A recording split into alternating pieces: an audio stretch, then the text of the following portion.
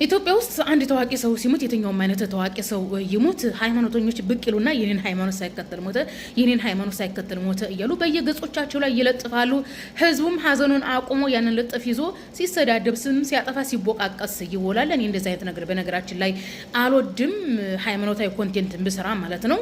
እርግጥ ነው አንድ የምትወዱት ሰው የምታደንቁት ሰው ሲሞት አላህ ይዘንለት አለ ማለት በጣም ልብ ይሰብራል፣ ያሳዝናል። እኔ ሃይማኖታዊ ኮንቴንት የምሰራው ተሳዳቢን ማዋረድ ብቻና ብቻ ነው እንጂ እንደዚህ አይነት ነገር አያስደስተኝም።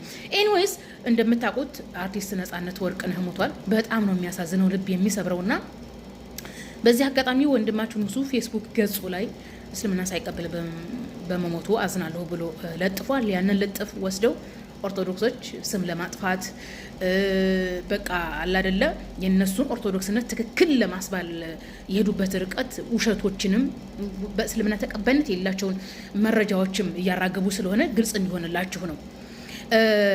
ገነት ውስጥ ስለሚደረገው ነገር ከማውራታችሁ በፊት ገነት ውስጥ እንዴት አድርገን ነው የምንገባው የሚለው ነገር ያሳስባችሁ ይገባል። ኦኬ፣ ገነት የምትገቡት ኢየሱስ ክርስቶስን ከአንዱና ከብቸኛው ፈጣሪ ተልኮ የመጣ ነብይ ነው ብላችሁ ስታምኑ ነው እንጂ እሱን ራሱ አምላክ ነው ብላችሁ ስታመልኩት ገነት አትገቡ። መጀመሪያ የመቀመጫ ይውጣ እንዳለችው ዝንጀሮ ገነት ለመግባት ምን እንደሚጠበቅባችሁ ያንን ነው እንጂ ማሟላት ያለባችሁ። ሰው ገነት ከገባ በኋላ ስለሚያደርገው ነገር አትጨነቁ። ገነት ውስጥ 72 ድንግል ምናምን ላላችሁት አንደኛ 72 ድንግል የሚለው እርግጠኛ በእስልምና ሃይማኖት የተረጋገጠ መረጃ አይደለም። ኦኬ፣ እኛ ኢየሱስ ያመለከውን አምላክ እናመልካለን፣ ገነት እንገባለን። ራሱ ኢየሱስና ደቀ መዛሙርቶቹን እናገባቸዋለን። ኢየሱስ ከነ ደቀ መዛሙርቱ ለኛ ባሮች የሚሆኑ ናቸው። ምክንያቱም ኢየሱስና ደቀ መዛሙርቱ ለኛ ወንድሞቻችን ናቸው። ኢየሱስ ለኛ ፈጣሪያችን አይደለም፣ ወንድማችን ነው በገነት። ምክንያቱም መጽሐፍ ቅዱስ ላይ 100 እጥፍ ሚስት ለወንጌል ብሎ የተሰደደ 100 እጥፍ ሚስት አለው ብሏል። ኢየሱስና ደቀ መዛሙርቱ ለወንጌል ብለው የተሰደዱ ናቸው። ስለዚህ ገነት ውስጥ 100 እጥፍ ሚስት ይጠብቃቸዋል። ከ100 እጥፍ ሚስቶቻቸው መካከል እኛ ነን። እኛ ኢየሱስን አምልከን ገነት መግባት ሳይሆን ኢየሱስ ያመለከውን አምላክ ገነት ከኢየሱስ ጋር አብረን ገነት ገብተን ኢየሱስ ራሱን ባላችን አድርገን የምናገባ ሰዎች ነን። ኦኬ፣ ገነት ውስጥ አይ እስልምናን ሳይቀበል ሞተ የሚለው ገነት ውስጥ 72 ለማግኘት ነው ወይ ምናምን እያልችሁ ለመሳቅና ለመሳለቅ የሞከራችሁት አንደኛ ይሄ 72 የሚለው እርግጠኛ መረጃ አይደለም።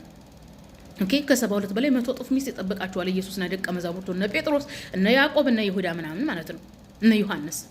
ስለዚህ እኛ ኢየሱስን ከነደቀ መዛሙርቶቹ ወንድሞቻችን በገነት የምንጋባ የምንኖረን። እናንተ ግን ኢየሱስን አምልካችሁ ሰይጣን ወደ ተጣለበት ወደ ጥልቁ ገሃነም ከ72 ሰይጣናት ጋር ገሃነም ትገባላችሁ። ስለዚህ ከቻላችሁ በስነ ስርዓቱ አስተምሩ ነው። በእናንተ ገነት መብላት መጠጣት ማግባት አለ።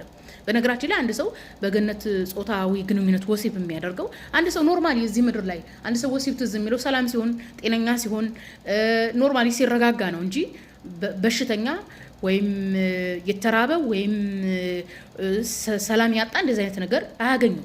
ገነት ደግሞ የሰላም ሀገር ነው፣ የረፍት ሀገር ነው። ኦኬ፣ መበደል የሌለበት ሀገር ነው።